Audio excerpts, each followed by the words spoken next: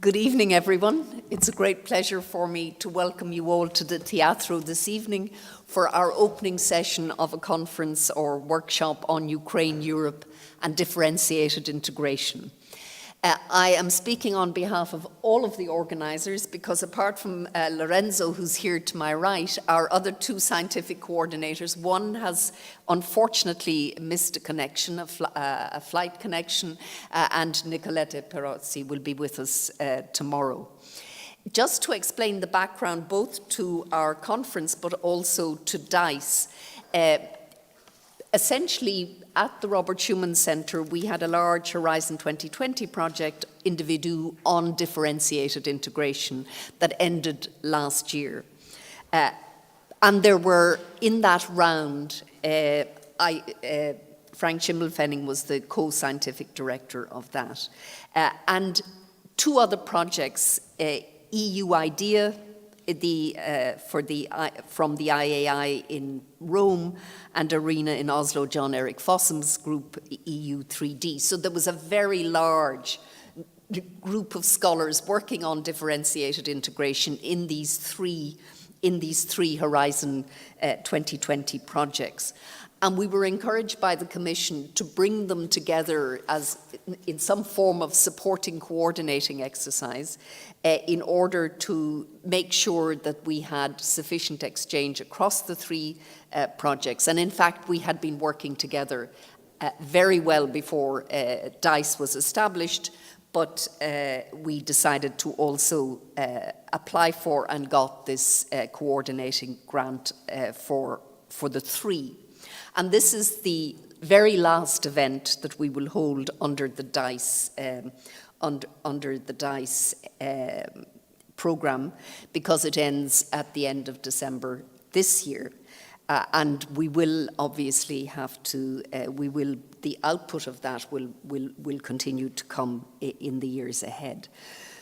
But we decided that obviously when DICE, we applied for DICE, and in the first year of DICE's existence, we didn't, in fact, Ukraine was not on our horizon at all. Why? Because Ukraine was an associated state of the EU. The association was pretty well established. But then, of course, everything changed in February of this year with the outbreak, with the invasion of Ukraine by Russia. And we thought that we can't end DICE without having an event, a seminar on Ukraine and differentiated integration, because it became clear from our work that there is both differentiation within the EU, but then also external differentiation. And external differentiation encompasses all those varying relationships that the EU has with countries on its borders. And we, obviously, the status and standing of Ukraine was altered dramatically, but also it broke open the question of enlargement, and the EU now has the prospect of an enlargement to certainly 36, if not more. And that's a very, very major shift in the scale of the EU. So we thought we would look at both drill down into some of the big issues in relation to Ukraine and differentiated integration, but also more generally the impact of the war on very important policy fields such as security and energy, and then of course that enlargement question. And so we have this evening a keynote, and then tomorrow we have 3 panels on security, energy and enlargement, followed by a roundtable discussion of scholars from Ukraine to talk about Ukraine's European future. And of course, the biggest lesson of this war is that it was the response of the neighbours was very much driven by Ukrainian agency.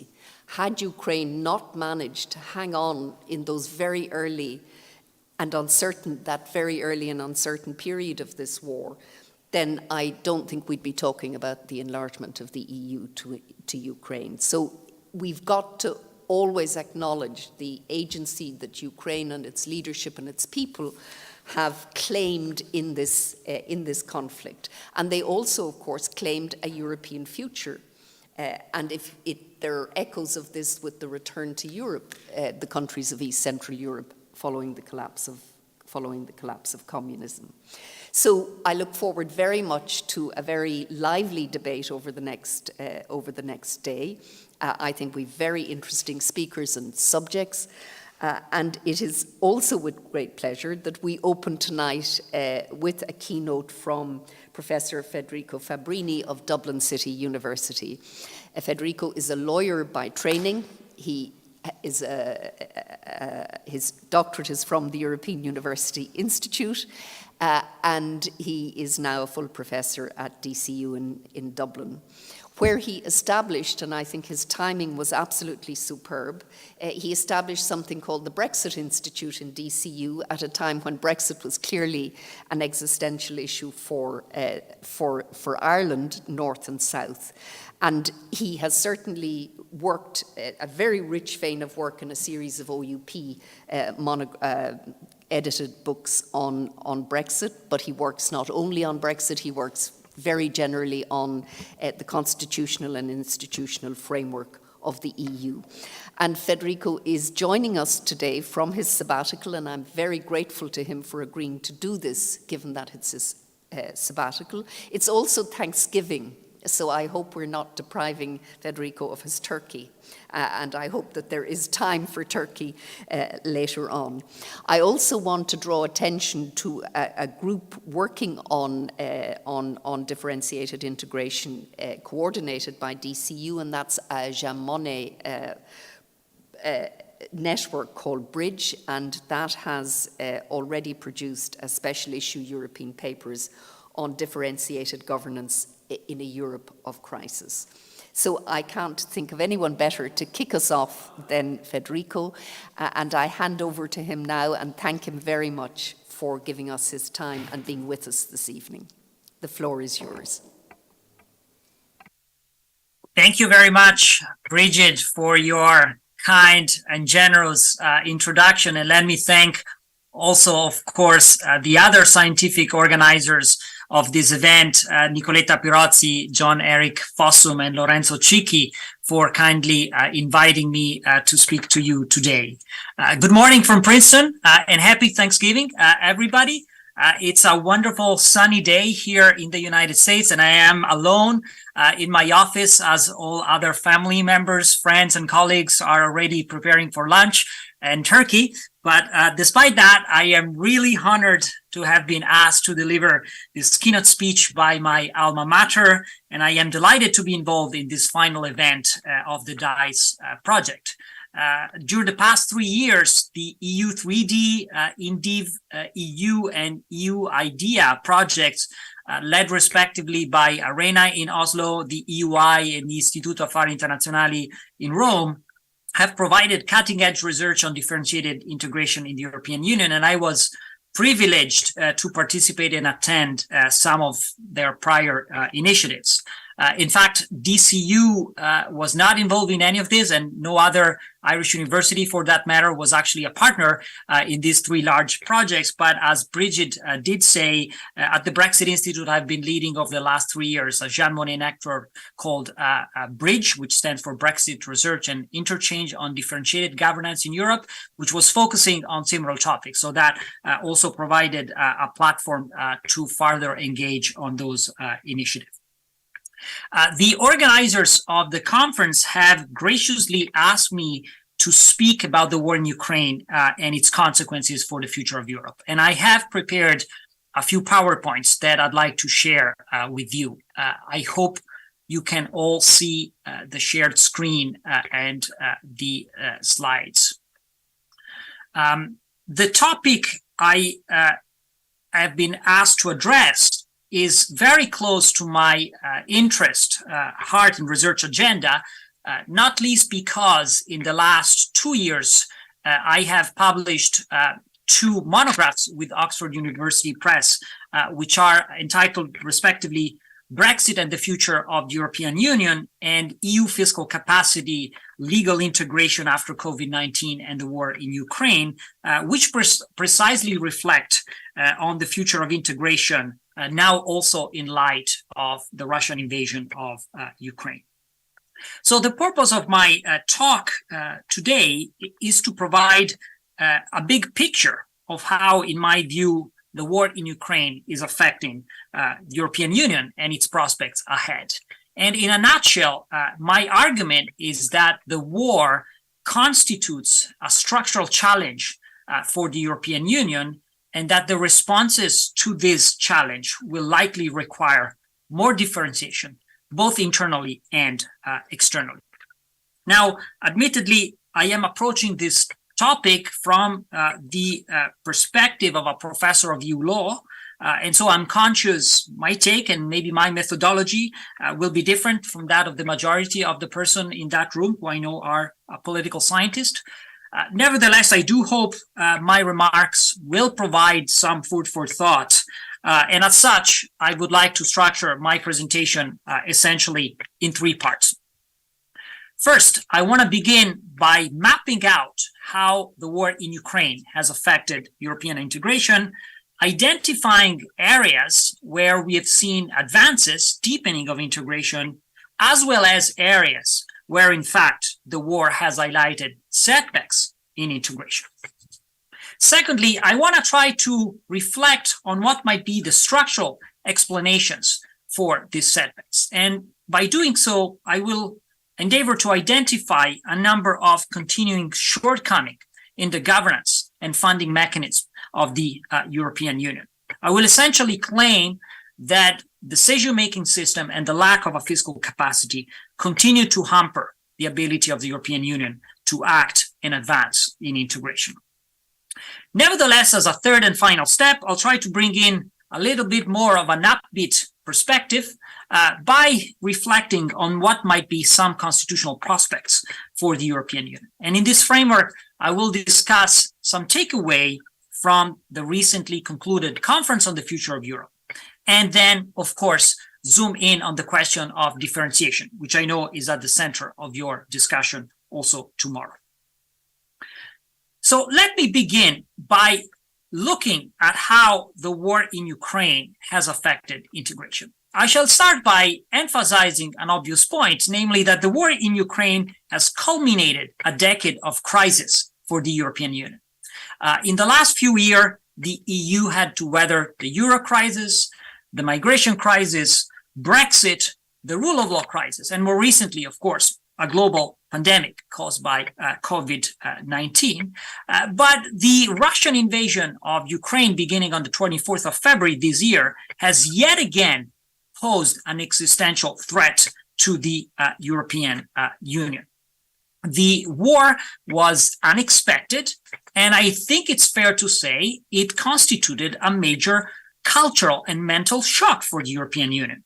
The war ultimately led to the end of the European illusion of a perpetual peace.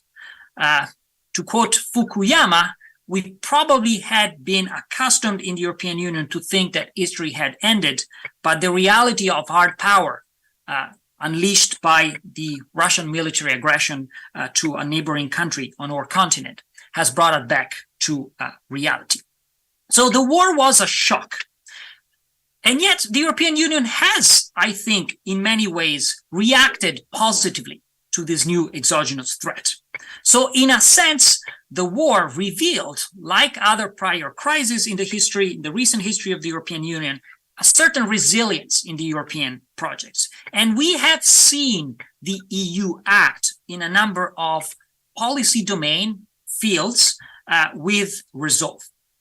For example, in the field of foreign affairs and security, this is an area where the EU had competencies, at least since the time of the Treaty of Maastricht, but where limited action had really taken place thus far. In response to the war, the European Union, among others, approved a strategic compass, which outlined a common vision of foreign relation. In response to the war, the EU deployed for the first time ever the European Peace Facility, a new budget designed to provide military aid to third countries. And of course, in response to the war, the EU also rolled out in 8 months 8 packages of sanctions against Russian and other individuals and legal entities within Russia, which are accused of fomenting the war. Moreover, another field where actually the EU proved surprisingly reactive in response to the war is the field of asylum and migration. The war caused massive displacement of people, with the largest influx of refugees since 1945. And to address this, the EU, for the first time ever, resorted to the Temporary Protection Directive, a piece of legislation that had actually been adopted 20 years ago, but never used. From this point of view, the migration action of the European Union in response to the war in Ukraine contrasted markedly with how the EU had responded to the migration crisis 7 years ago. And most strikingly, a welcome approach to migrants was guaranteed by countries like Poland and Hungary, which few years ago in the Visegrad format had vigorously resisted any effort to secure an orderly burden sharing of migrants. Another area where the EU has moved fast is that of energy. In fact, in response to the war in Ukraine, the European Union has taken important measure in that domain.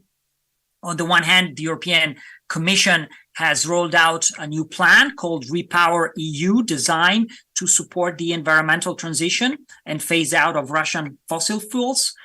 The member state has agreed to introduce a ban on Russian oil, which will kick in actually next week. And also, in response to the war, the EU has deepened cooperation with the United States on energy security. So we have seen important responses in that space.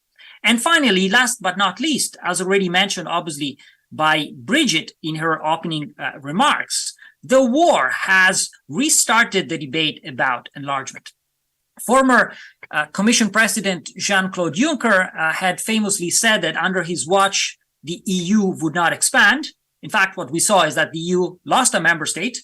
But now, with the war in Ukraine, a membership path has been promised to Ukraine and other former Soviet countries, which might potentially, although in a long term, lead to a further widening of the European Union. So certainly, in a number of areas, the war has facilitated a deepening of integration. The war has catalyzed effort by the member states and the EU institutions to do more things together. And yet, I think, this is only part of the story, and a comprehensive assessment of how the European Union has been affected by the war in Ukraine also requires us to consider a number of setbacks. In a sense, if the war in Ukraine was a new crisis for the European Union, the war in Ukraine also highlighted old problems for the European Union and the difficulties to act in a number of areas. In fact, exactly in the same areas which I have identified thus far. So if we look at foreign affairs, migration, and energy, among others, we see that together with advances, the EU has also failed to punch above its weight. In the field of foreign affairs, just to make an example, we know that the strategic compass was approved, but we also know that profound differences exist among member states on the foreign policy stance to be adopted, for instance, vis-a-vis China and other global powers. We also know that on the security side, the EU, in fact, has had limited ability to offer a coherent action, and NATO remains essentially the main framework for defense cooperation in Europe, as evident by the Finnish and Swedish decision to seek membership into the North Atlantic Treaty Organization. And also plans like the establishment of a rapid reaction force, which was outlined in Strategic Compass, smacked us, frankly, something too small coming too late. The decision of having 5,000 troops by the end of this decade didn't seem particularly ambitious when tanks are rolling on the eastern steppe of Europe. Similarly, in the field of migration, as much as we have seen advances and the ability of the EU to handle the influx of refugees from Ukraine, what we also experienced in the last few months are horrific cases of racial discrimination, with people being prevented from entering the EU on the eastern border simply on the basis of the color of their skin. And in fact, while Hungary and Poland did welcome a significant number of Ukrainians, there has been no progress whatsoever in the last few months on the Commission proposal for a new pact on asylum and migration, which would provide a more coherent and structured framework for dealing with the migration challenge. As far as energy is concerned, then, what we saw is that actually the ability of the EU to get its act together was significantly hampered. To begin with, as had happened during the early phases of the pandemic, the need to phase out of Russian fossil fuels pushed member states to compete one against the other, outbidding each other in seeking alternative sources of energy. Moreover, efforts to leverage the collective power of the EU on the energy side, for example, by securing common purchases of energy, actually failed because that was left to the voluntary coordination of member state, and the mechanism was never used. And we also know from recent news that any attempt to introduce price caps on the price of either oil or gas have ultimately failed, leading to a situation where, in fact, speculation on the markets are dominating and making the bills for energy rise across the European Union, fueling in itself inflation. And on top of all this, since I am a professor of EU law, I cannot avoid mentioning another area where, in fact, things have worsened since the beginning of the war in Ukraine, which is the field of the rule of law. As you know, over the last few years, essentially for the last more than a decade, the EU has been facing a backsliding trend in countries like Hungary and Poland, which are increasingly threatening the independence of the judiciary and respect for foundational value of the EU. And the reality is that the war has served as a cover for further backsliding steps in those two countries. In fact, because of the war, the European Commission agreed to disperse to Poland its funding under the National Recovery and Resilience Plan, notwithstanding the fact that the independence of the judiciary has effectively not improved in the country. And more recently, Hungary has leveraged its necessary votes to approve financing mechanisms for Ukraine in order to block in order to deblock the payment of its National Recovery and Resilience Plan, which is currently on hold in the Commission. So all in all, the war has yet again revealed a number of continuing difficulties in the European Union. While there were progresses, as I said, I think it's fair to admit that also a number of setbacks have continued to afflict the European Union. And I think that raises obviously the important question, why is it so? How can we explain the difficulties of the European Union to deal with an existential structural challenge like the war in Ukraine? And perhaps because it's my professional bias, but my answer to this question is that there are governance and funding problems in the European Union which have weakened the ability of the EU to react to this war in a comprehensive and fully satisfactory way. So I want to address these two issues in a row by first looking at the governance problem. Now, one of the main difficulties of the European Union is that decision-making in the key areas I've mentioned previously is subject to intergovernmental rules. I know in political science there is an important discussion about this concept of high politics and core state powers, where member states have decided to keep a hold, a control on European decision-making through intergovernmental structure. From an EU law perspective, what really matters is the rules set in the treaties. And as a matter of fact, in most areas, notably foreign policy, security, enlargement, decision-making is subject to unanimity. And the tendency of using unanimity rule has in fact actually spilled over more recently into other areas. For example, asylum and migration, where decision could be taken by majority vote, but de facto have been relegated to a situation of consensus between the member states. Now, whenever that is the case, it is very difficult for the EU to decide. The executive powers remains dispersed. There is no single institutional center which can act with vigor.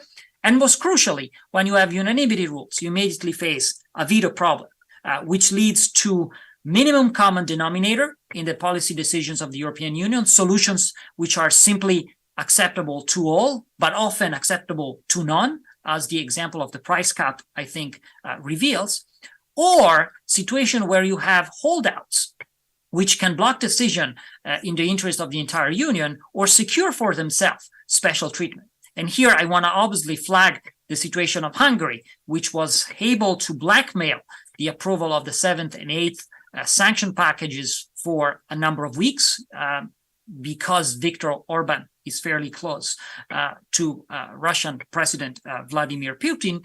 And ultimately, in order to convince Hungary, special opt-outs had to be secured to that member state. So the example of the banning of Russian oil I was mentioning previously is a case in point. To appease Hungary and obtain Hungarian consent to that measure, effectively a decision was taken to ban seaborne oil, but to maintain the transfer of Russian oil through pipeline, which effectively benefits only Hungary, Czechia, and Slovakia. So a highly incoherent Europe that emerges from its governance problems. And this is then compounded by notorious weaknesses of the EU on the financial side. This connects closely with my recent book on fiscal capacity. And you all know that ultimately the bottom line of the problem is that the European Union has very limited financial resources. This has been a structural problem. The EU budget never went really over 1% of the overall EU GDP. And in any case, the budget has limited space because most of the money is pre-assigned to specific programs. Now, it's true that in response to the pandemic, the EU took a milestone step by establishing the Next Generation EU Recovery Fund, which is a new innovative budget funded by issuing common debt, disbursed to member states through grants and loans, and to be repaid long-term by introducing new EU taxes. But of course, this budget is not unlimited. It is 750 billion euros, roughly 800 billion euros at current prices. And also its mandate, its scope is limited to supporting the economic recovery post-pandemic. So it cannot be easily diverted to deal with the economic, military, and more general energy consequences caused by the war in Ukraine. So what the European Union really has is a very tiny budget to face a military crisis like the one we have at the eastern border. I just reported some figures on this slide to highlight the nature of the problem. I mentioned previously that one of the innovative steps the EU took in response to the war was to deploy this European Peace Facility, EPF, which is a new special budget to the side of the multi-annual financial framework for military purposes. But the overall envelope of that budget is 5 billion euro total. So basically, this budget was prosciugated, was entirely used within 3 months of the beginning of the war. And just to give a contrast, the New York Times has reported U.S. funding, military support for Ukraine in the last 7 months, and the budget goes to $54 billion. So we're talking about an 11 times higher financial contribution from the U.S. on the military side. What I discuss a lot here at Princeton in the School of Public and International Affairs with my colleagues is the limited ability of the EU and how the limited ability of the EU on the financial side is affecting its capacity to defend itself and achieve strategic autonomy. And ultimately, I think here the problem goes to a clash of culture. The EU under the Maastricht Compromise and the sort of founding logic of economic and monetary union is very much governed by principles of balanced budget that apply both nationally and at the EU level as such. But a balanced budget is not compatible with a standing army. The American experience in this respect is absolutely clear. Defense cost cannot be squared with a Schwarzenegger mentality on budget making. And here, therefore, it's clear that we have an issue for the EU moving forward. So to put it simply, the State of the Union is not strong. But I want to move on to my last section, where, as I said, I'll try to bring in some more optimistic consideration. I'm the type of guy that sees the glass half full rather than half empty. So I want to reflect or share with you some thoughts on what might be some possibilities for the European Union moving forward. And here I want to discuss the outcome of the conference on the future of Europe, because this process has, in fact, in my opinion, opened a pathway to address some of the shortcomings I discussed before. You all know the conference was an innovative exercise. Actually, it was launched in response to Brexit, but then delayed because of the pandemic. It eventually started in the spring, in May 2021, and it came to a close in May this year. This was an innovative bottom-up process. For the first time, European citizens were involved in reflecting on the future of Europe. And although I'm sure we could have a long methodological discussion on the strengths and weaknesses of this exercise, it is interesting, I think, to notice that the outcome of this process, through this process and in the final outcome, citizens did identify the key shortcomings of the European Union, and many of these correspond to those I pointed out previously in my own remarks. So the conclusion of the Conference on the Future of Europe named areas where citizens would like to see more Europe, for example, in health policy, digital policy, environmental policy, social justice, but also the Conference on the Future of Europe mapped out changes that ought to be made to the institutional structure of the EU, as well as to its financial resources. So in terms of institutional designs, the citizens called for greater clarity in the institutional structure, removal of veto points, an increase of the capacity of the EU to act on the foreign scene, and also greater legitimacy, of course, for the EU institution. While on the financial side, the citizens and the conference positively noticed the developments brought about by Next Generation EU and called for a repetition of the same mechanism with greater use of common financing and debt instrument, and also potential newer taxes at the European level to deal with distortion in the internal markets. So clearly, I think the conference has laid out a map for improving the governance of the European Union and increasing the resources of the EU, which are exactly, as I tried to point out earlier on in my presentation, the two weak spots in the European Union today and the causes of much of the EU difficulties in dealing with the war in Ukraine. Now, of course, implementing the reforms and the proposals advanced by the Conference on the Future of Europe will ultimately require changing the treaties on the European Union. Certainly, some measures could be done à traité constant without changing the treaties, but there's no doubt that, for example, changes to the institutional system or to funding and financing and budget rules will require, in the end, an amendment to primary law of the European Union. And in fact, a number of institutions and policymakers have now openly spoken in favor of it. The European Parliament has embraced this idea with confidence.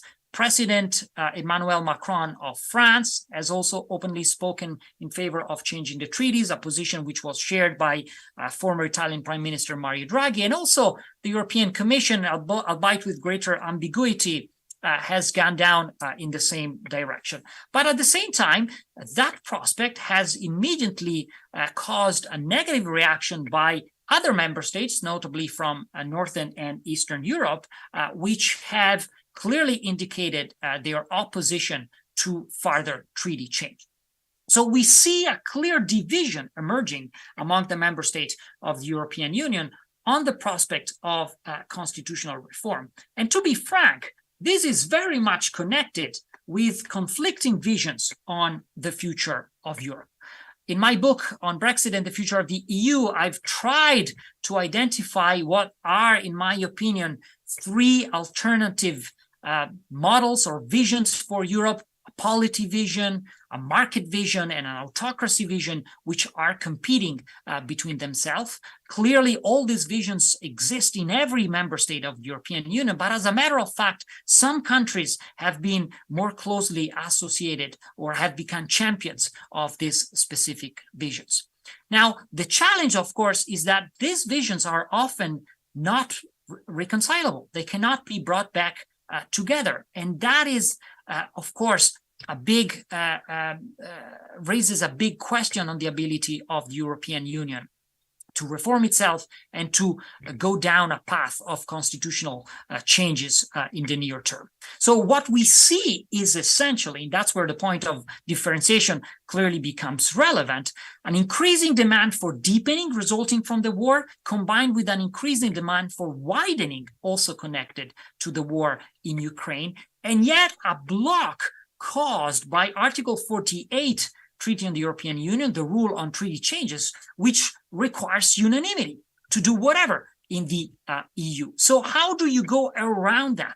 How can you make sure to overcome, bypass the veto embedded in the treaty amendment procedure, which, just as a reminder for the non-lawyers, require unanimous agreement by the member states and then unanimous ratification by all member states for any constitutional revision to become the law in the European Union.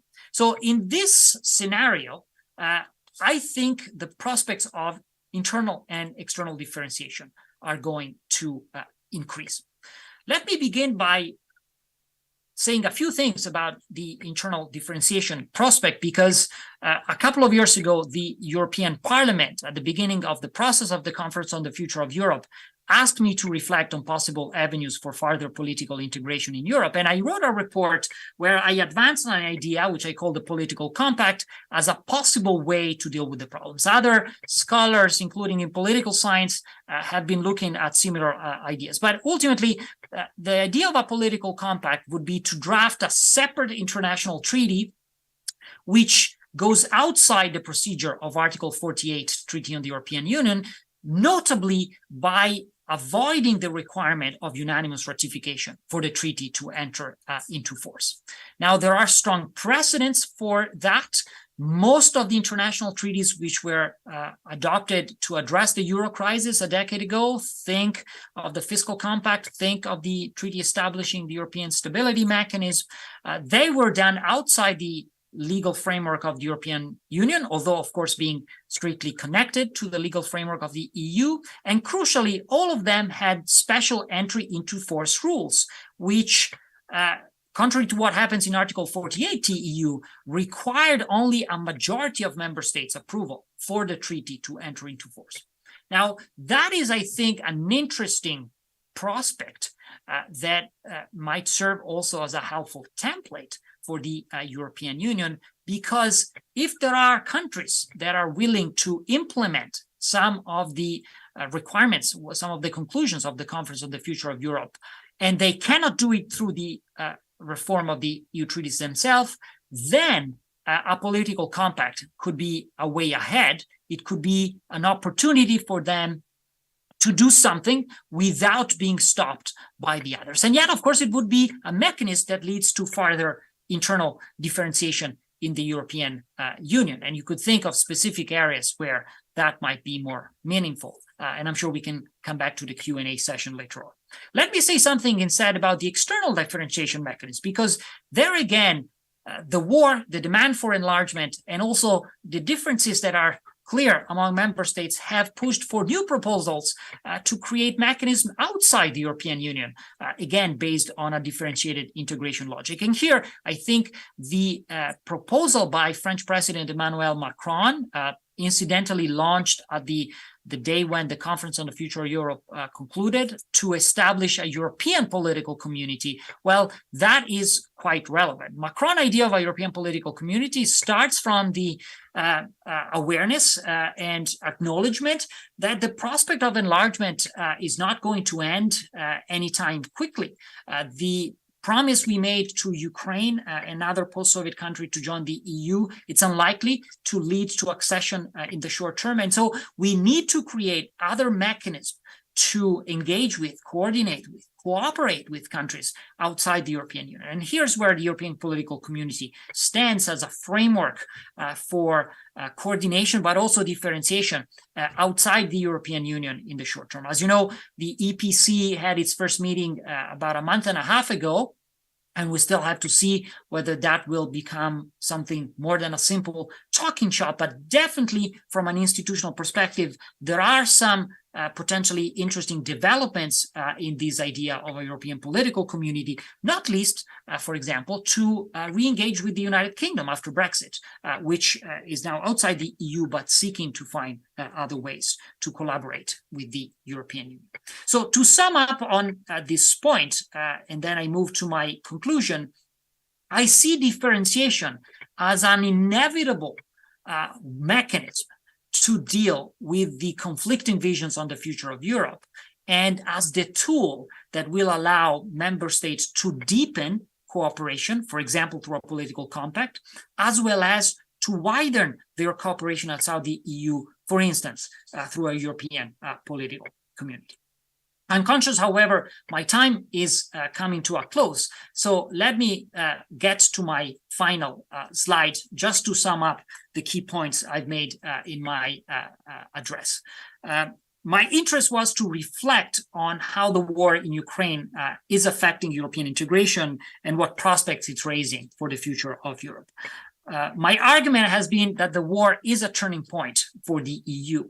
Like other crises before, the EU has proved resilient, addressing the crisis and advancing in integration in some areas, but the crisis has also yet again revealed setbacks in the functioning of the European Union. And these are deeply connected with structural problems of the EU, which many people, including in the Teatro there at EUI, had been identifying for years. Weaknesses in governance, weaknesses in funding, problems of intergovernmentalism, lack of a fiscal capacity. Now, on an optimistic side, the Conference on the Future of Europe has opened up prospect for constitutional reflection in the EU. And where that prospect will lead to, of course, remains an open question. But potentially, a Europe of concentric circles might reemerge in the academic discussion and political debate as a way forward, although, of course, there are opportunities and challenges connected to that prospect. And I'm sure we will have opportunities and challenges as well in the Q&A session that comes right now. But I want to also wish all the best to the participants to the conference tomorrow. And again, I'm sorry I could not be there in person in Fiesole, but I look forward to coming to EUI as a Fernand Braudel Fellow at the end of the spring. And so I hope I can connect to many of you in person there then. Thank you very much. Thank you very much, Federico, for giving us such a wonderful, broad overview. And I think the scorecard you give the EU is mixed. It's the parents read the scorecard, could do better. And you identify the structural challenges, both of governance and resources. And then you linked it to differentiation, both internal and external. So now we have time for discussion, engagement, and who would like to begin in terms of engaging with internal differentiation, external differentiation, concentric circles, all of the various models that we've talked about for a very long time. Richard, if you could identify yourself just so that, because I don't know, Federico, if you see us. I see you, Bridget, but I don't see anybody else. Richard Rose, visiting fellow, Schuman Center. I think the interesting thing that isn't touched upon is the discussion of what might be described as North Atlantic Europe. Sorry, I couldn't hear you, Richard. Is the discussion about? North Atlantic Europe, which extends from the Black Sea to the Potomac. Because there is, whether military defense is differentiated in or out, you touched upon the U.S. contribution, but the EU member states have also got membership in NATO, the great majority, and that the whole business of trying to build a relationship with Washington is not easy. That's an English understatement. But it does indicate that when the war stops, there will be a concern with security, which will be defined in military terms. Secondly, that Poland and the 3 Baltic states, plus other countries of new member states, will be particularly sensitive, starting with Narva in Estonia, where there is a NATO base. So I think that intellectual people who lecture on Europe will have to decide what to do about it. I don't think that the EU and Brussels will be in a strong position because of the failure of the European defense community in 1954, courtesy of the French Assembly. Thank you. Veronica? Shall I answer directly? We'll just take one more and then... Okay, thank you. Thank you, Richard. Thank you, Bridget. Hi, Federico. Veronica Angel. I'm visiting here at Schuman Center. I wondered whether you could talk a little bit more about your view from the perspective of the legal expert on the European political community. You make this separation between internal and external differentiation, but I'm just wondering whether the idea of the European political community wouldn't also affect what it means to be a member of the European Union. I mean, as long as the interest is not to transform the European political community into another Eastern European partnership or just something extremely loose that hasn't had a lot of effect for these countries in the past. So just if you could give us a little more some thoughts on how this European political community is also bound to affect the European Union itself. Thank you. So, Federico, if you want to take those two, because they're very different, and then we... Yes, thank you so much, Bridget, and thank you, Veronica and Richard, for your questions. So I'll take them in order, starting with Richard. And by the way, good to see you, Richard, after many years in Florence. So on the issue of security and defense, I think the point I was trying to make is that essentially the area of CSDP, what we call CSDP in the European Union, remains to this day really underdeveloped. and the security guarantee remains totally framed around NATO. It's true that in June this year, in response to the war in Ukraine, Denmark, for example, had a referendum where it decided to get rid of its longstanding opt-out on CSDP, rejoining that area of EU cooperation. But really, the big decision was Finland and Sweden seeking to join NATO. And the perception definitely is, particularly here, when I talk to foreign relation colleagues at Princeton, that it is NATO. It's the American. It's the Americans who are the primary security providers for the European Union. Of course, that is raising big questions. Is it fair and is it sustainable for the Europeans long term to sort of exploit American taxpayers and leave out of the security guarantee that is provided by the United States? And, you know, you could have thought that after a real war taking place in the European continent, more action would be taken by the EU on that space. But there again, the governance problem and the funding weaknesses I identified earlier hamper the ability to go in that direction. We have dozens of mechanisms now in the EU, from PESCO to CARD, from a European Defense Agency, to now also military headquarters, but we don't have troops. We don't have troops. That's what all my colleagues in the US point out all the time. There is maybe a legal and institutional infrastructure for CSDP, but there is really no operational capacity.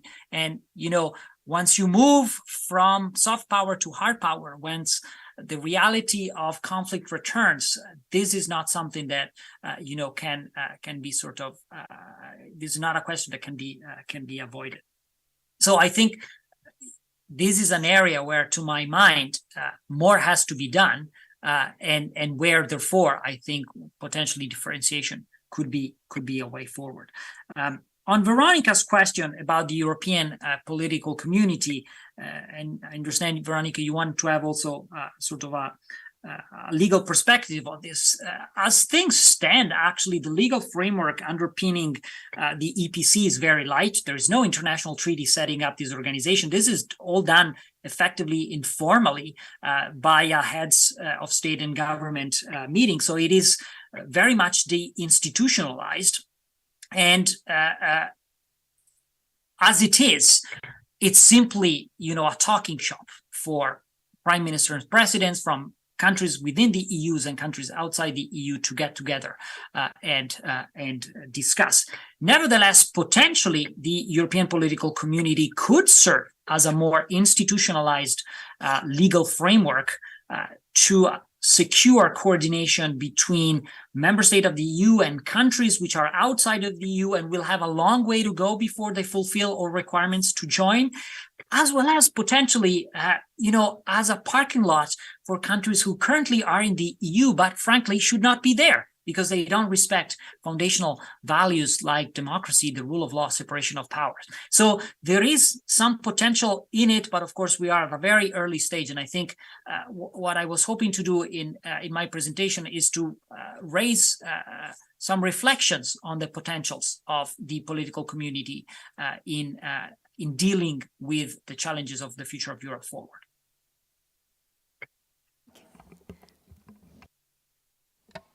Yeah, thank you, Federico, for your tour d'horizon.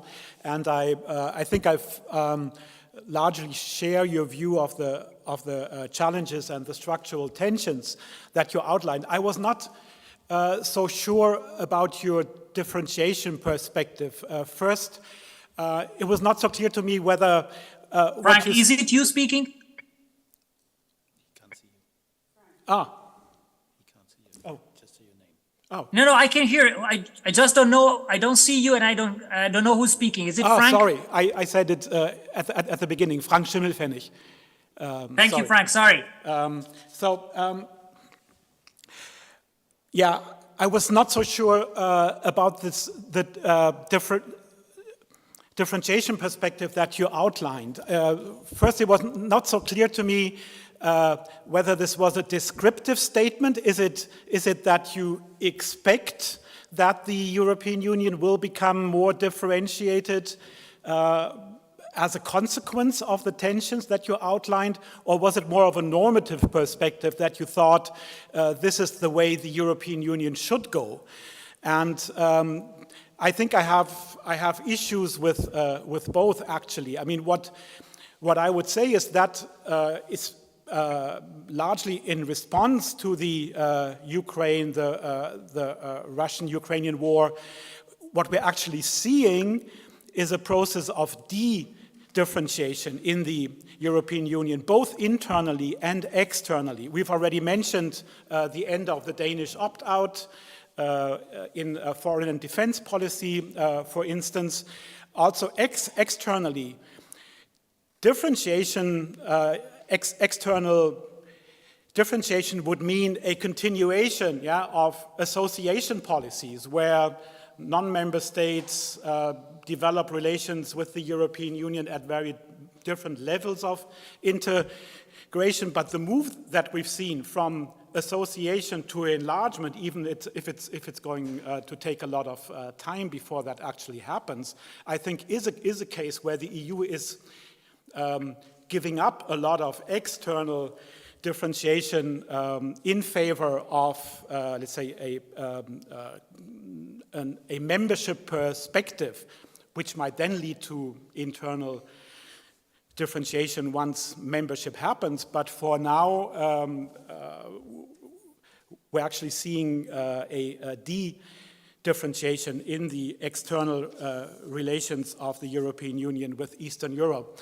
Also, I mean, when you mentioned that, you rightly mentioned that one of the big issues is the lack of capacity that the European Union has. Again, the question is whether differentiation is a good answer to that lack of capacity. I mean, you mentioned the RRF in response to COVID, which of course was an undifferentiated commitment of the member states to build more fiscal capacity in the European Union. And if the European Union was to become serious about building more capacity, I think the best way forward, of course, would be to do that uniformly, to maximize the contributions of all of its member states to building that capacity. So maybe you can react to that. Thank you. So, take that now. Yep, you can respond to that question now. Okay, back to me. Sorry, I thought you were collecting another one. Thanks so much, Frank. You recognize your voice, but I didn't hear you introduce yourself at the beginning. So I thought it was you. So I just wanted to be sure about it. And I'm very grateful for your thought-provoking question. I think I am approaching the question of differentiation here, obviously with the intellectual baggage of a legal scholar more than a political scientist. And as you know, in the legal scholarship, EU law scholarship debate, differentiation has never been seen with sort of warm hearts. From a lawyer's perspective, any form of differentiation undermines the coherence of the legal system. So definitely, I don't think I'm taking a normative perspective on this. In fact, I remain normatively skeptical about differentiation. Unions which have less differentiation and greater enforcement power are more stable than unions with greater differentiation and less enforcement power, which is the case of the EU. But I think descriptively and prescriptively, in my opinion, that's what the war is causing. And in this respect, I see the war as being different from the pandemic. So you're absolutely right when you mentioned that Next Generation EU is non-differentiated. In my new book, you see, I think, the screen, the cover image out there on the shared screen called EU Fiscal Capacity. I highlight how in fact, the recovery and resilience facility is done for all 27 EU member states, and how therefore the responses were different from what was done a decade ago when the Euro crisis hit, where it was very differentiated between Eurozone ins and Eurozone outs. However, the war is producing different kinds of effects. It's highlighting profound differences in foreign policy preferences of the member states. And ultimately, while enlargement has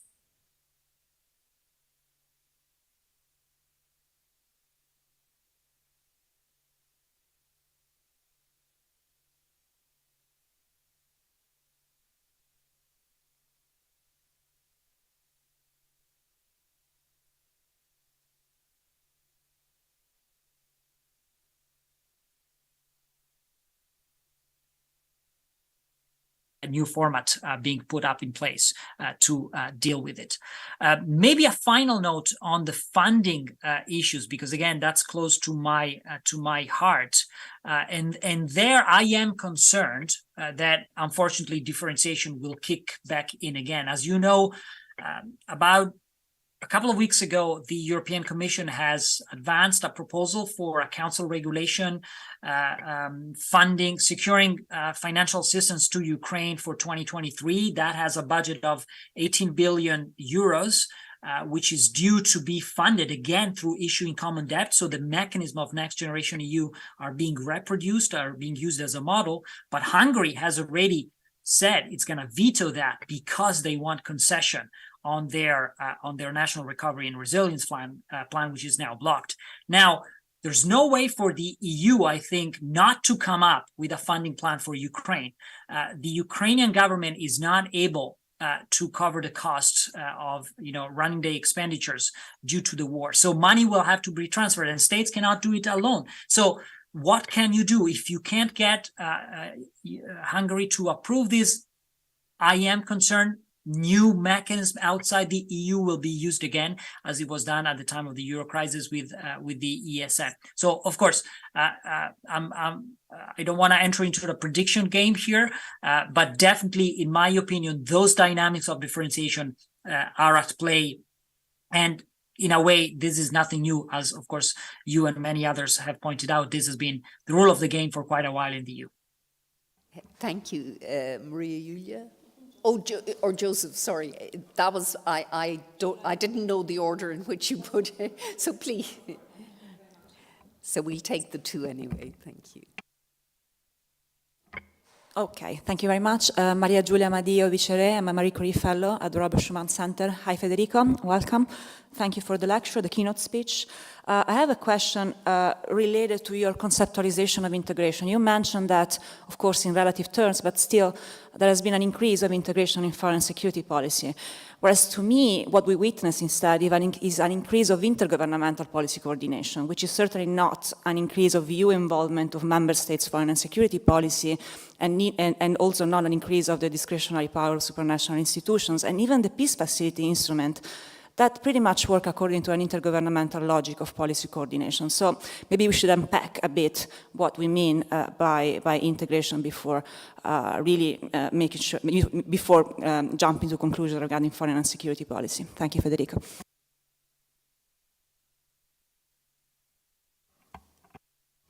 Thank you. Joseph Batra, Federico, thank you very much for your lecture. Makes us think about various scenarios in the development of the EU. I have two questions. One is conceptual, regarding your conceptual apparatus that you're using, and the other one is more policy-oriented. So you told us that this is about, you see two possible developmental patterns. One is strengthening of differentiation, differentiated integration. That, of course, is an idea which is about different policy, different formats, which are not necessarily overlapping. At the same time, you're also telling us that there may be a different scenario which you foresee, and that is a Europe of concentric circles. Now, that gives you a very different idea, which is about one, core Europe, and in addition to that, you would have different, gradual peripheries. So how do these two conceptual frameworks work together in one and single set of ideas as to where this is going to go?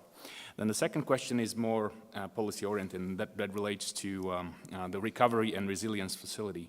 Could that be a mechanism for intra-EU conditionality? I'm thinking about, the discussion we have right now about whether Hungary should be getting the funds, and what's your assessment? Will they get it or not? Thank you. So you can take those two, and then we have, I think, two to finish.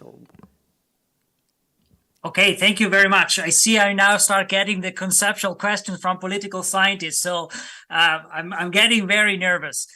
Jokes aside, thanks to both Maria Giulia and Joseph for these two remarks. So to Maria Giulia, I think you're definitely raising a good point, but the example of the European Peace Facility that you're mentioning actually is helps me answer requests. So when I said in my remarks that we see greater integration in the field of CFSP, I obviously I'm conscious, and I think I emphasize it, that integration is purely intergovernmental. In fact, that's why so little of it ultimately works. And yet, the war has led the EU to do things that up until that point were not thought to be possible. So the European Peace Facility, frankly, was established at the time of the last MFF negotiation as an off-budget to decide envelope of just 5 billion euros, but nobody really thought it would be used. It was mostly meant to provide sort of funding for peace operation overseas, etc. And then with the war, in matters of weeks, you have 4 billion euros disbursed to transfer money to Ukraine to buy military equipment. That's quite a bit change in the mentality, in the way of acting of the European Union, which is what I wanted to emphasize in my remarks. So there has been steps. Then, as I pointed out, 5 billion euros is nothing. And that's why in a couple of months, all the monies were gone. And if you really want to back up the Ukrainian army in this war, you probably need a lot more financial firepower. To Joseph, thanks for the question of differentiation and concentric circles Europe. And I'm grateful you allow me to go back to a point. I had it in my concluding slide, this idea of concentric circles, and maybe I didn't have the time to focus so much on it. But essentially by that, I mean a reorganization of the European political space in layers with different density. And in a sense, that's the inevitable consequences of having differentiation within the EU and differentiation outside the EU. You would end with several circles of different Europes, with states participating or not participating in specific policies, with a core, a first periphery, which would be the EU itself, and then a farther periphery, obviously, which might be the European political community. Now, you could say this is old wine in new bottles, and probably it is. This discussion about how to restructure the European political space, how to organize the geography of a continent with massive differences, north, south, east, west, goes back really to the post-Cold War reflection on the future of Europe. But the war in Ukraine has accelerated a return to that discussion. And I see Macron proposals as fitting into that. In a sense, I think Macron is probably the greatest political thinker at head of state and government level that we have in Europe today. And it's no surprise that he always is kind of ahead of the others on those issues, from launching a conference on the future of Europe now to launching a European political community. Now, what becomes of it is a totally different matter. And I think our role as academics is to reflect on these opportunities and critically consider them. But certainly, we are in a situation where we need to deepen integration, we need to widen the union, but we have so many differences to cater for that is impossible probably to do it with a one-size-fits-all. And that links also, of course, to your question about conditionality. Now, I think using EU money to rein in dynamics of democratic backsliding in member states like Hungary and Poland is a positive development. All prior effort by the EU to stop backsliding in Central and Eastern Europe, either the use of the Article 70 EU procedures or infringement, the rule of law dialogue ultimately didn't lead to results. So here you potentially have greater leverage, but at the same time, you also see that rule of law considerations are being squeezed by the need to face a foreign enemy like Russia. And the decision by the Commission to disburse funding to Poland really cannot be explained otherwise. The situation of the independence of the judiciary in Poland has not improved, but Poland has welcomed and hosted several 100,000 Ukrainian refugees. And of course, the Commission decided to approve then the Polish National Recovery and Resilience Plan. So I'm not too optimistic on this front, and I regularly have this conversation with my law colleagues who are focusing on this. I see, in the context of the pandemic, the demand of setting up Next Generation EU as leading to greater concessions to autocrats in Hungary and Poland, and I believe that probably the need of the war will lead to further concession down the road. So it's a bleak picture, I'm afraid. Thank you. And now I think we have our final two, Calypso and then Stefan. Yeah, great. Hi, Federico. Great that you're with us, sadly virtually, but looking forward to seeing you in the spring. On this rule of law consideration, it's interesting to think back about the COFI, and the citizens were very much discussing all this in the shadow of, at the end, in the shadow of the Ukraine war, and yet the conditionality, rule of law conditionality was very high on their recommendations, and almost as if we need to be even more of a normative Europe in the shadow of war. So, I mean, it's interesting in what we make out of this. But my question was more kind of, basically two questions. One is on the concentric circle and why you go back to the concentric circle where, you know, in part, if we take in what Frank was saying about de-differentiation, we're ever closer to more of a model of much more complicated, where you have de-differentiation somewhere and then differentiation elsewhere. And for instance, on the energy policy, I think that part of the thinking now, we see Hungary trying to opt out from the energy sanctions vis-a-vis Russia, but at the same time, some applicant countries in the Western Balkans are more inside. So you've got this very interesting mixture between the external and the internal in the energy policy. And similarly, similarly, the question becomes, well, is the differentiation and de-differentiation inclusive or exclusive? So for instance, on the DI in military, we have the UK as we have some member states opting out, but the UK as a non-member, you know, opting in the military mobility project as part of PESCO, and yet it's a non-member. And so it's not, you know, congruent with the concentric circle idea. So I'm just wondering how you square, if I can put it that way, the concentric circle with more the kind of club of differentiated differentiation. And then the second question is about the veto, because you know, it was a big, so, and partly is what is the demand side of differentiated integration? Now, we all agree that the existence of the veto is a main driver, but on the other hand, in all the frameworks that you've all developed, and Frank has been, you know, there is the willingness versus capacity, and I wonder if it's, you know, if the veto is the most important reason, given the externalities that it often deals with. And also, if it is the reason, we're having now big discussions about the legal basis for trying to have treaty revisions for doing away with the veto. And I wonder what you think about this, because some people are now thinking about the fact that the Council is actually in breach of its own declaration to fulfill the citizens' demand in the COFI, regarding veto, because it's kind of whereas the EP and the Commission are on the forefront of that, it's not wanting to consider it. So there could be really a legal basis for asking for dealing with the veto. Stefan? Yes, hello. My name is Stefan Teller, and I'm a research assistant here at the EUI. And I have something that is between a question and a comment, I think.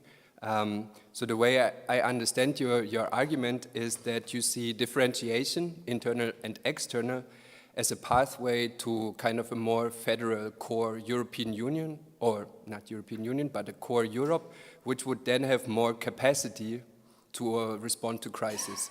And I think this is, if I understand your argument correctly, very interesting and intriguing. And my questions or comments are about two maybe contradictions, or I would like to know what you think about it. Because the way you get onto this pathway towards core Europe seems to be intergovernmental. So both the political compact and the European political community, as I understand, the proposals are, first of all, in the beginning at least, intergovernmental initiatives. So, and you have also identified intergovernmentalism as one of the governance issues that the European Union is facing. So that is one of the two points that I wanted to hear your opinion on.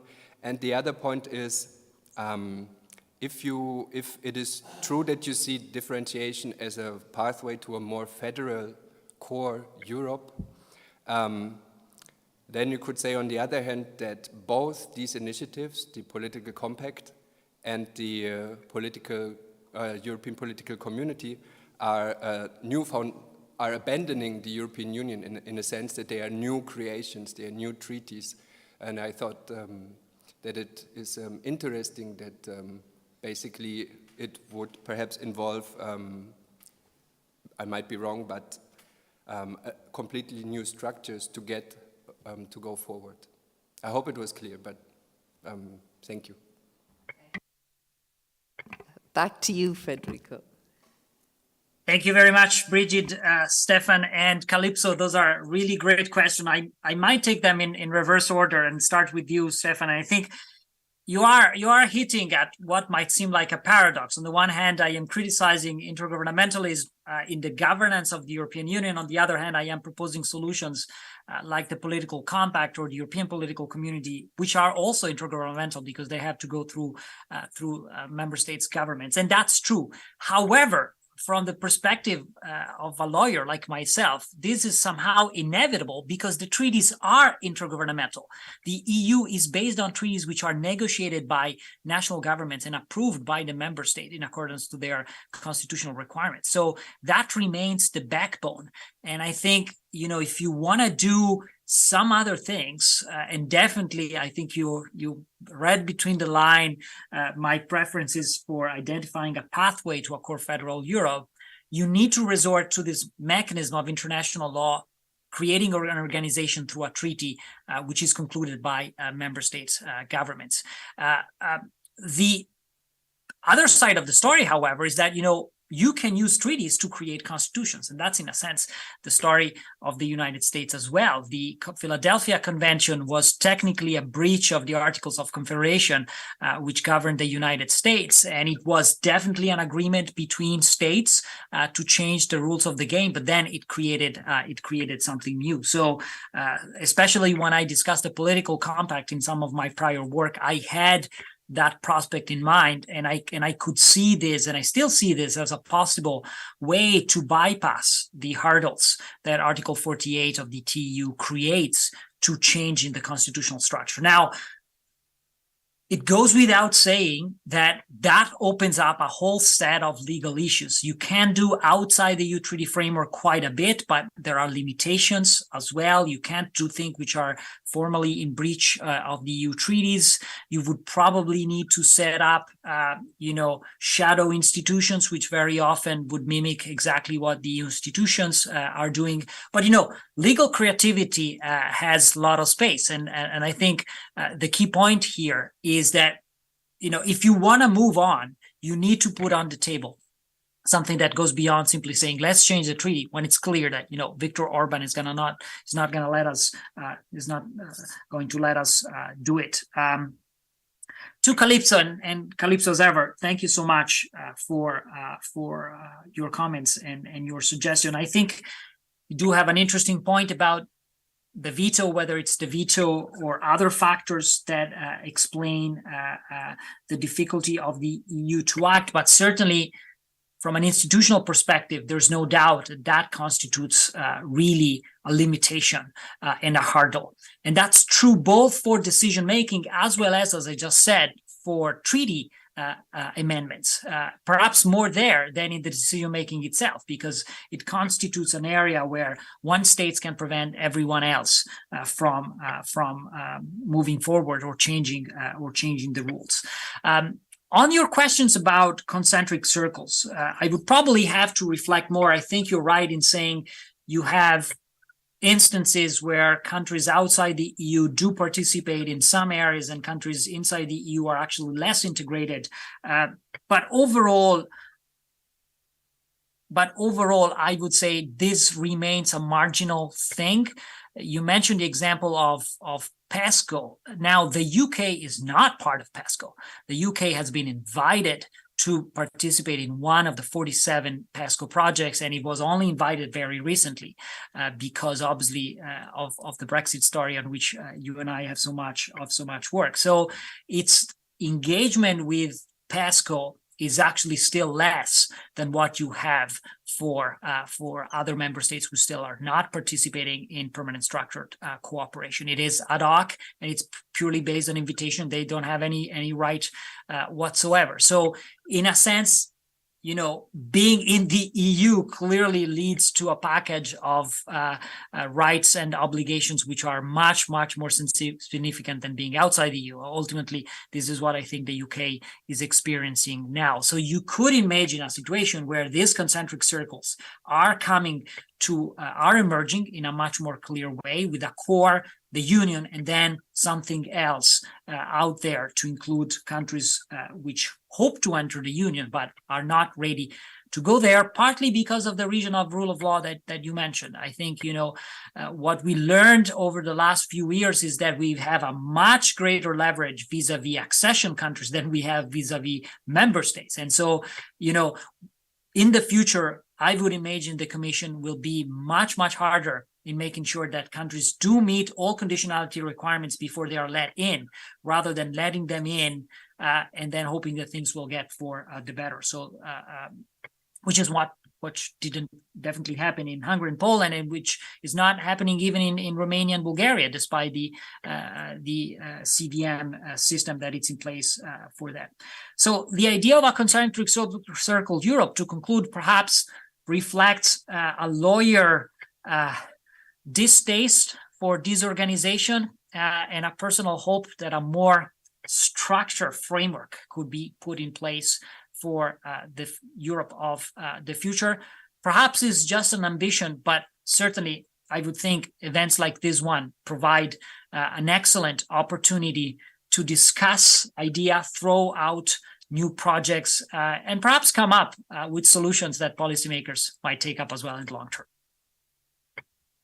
Thank you, Federico, and thank you very much for launching us and on such a good path, because I think both the content of your talk, but also the rich engagement and discussion with colleagues around the table, these are issues that we will return to again and again.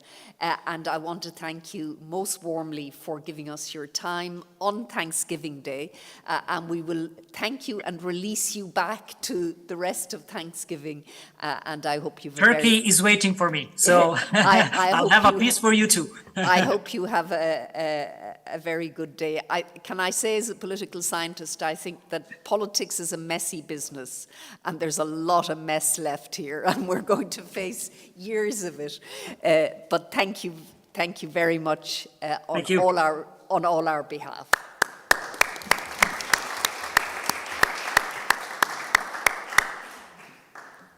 And I now invite you all. I think there is a glass of wine. Where is the? In the lower loggia. So looking forward to more conversation and discussion and chat.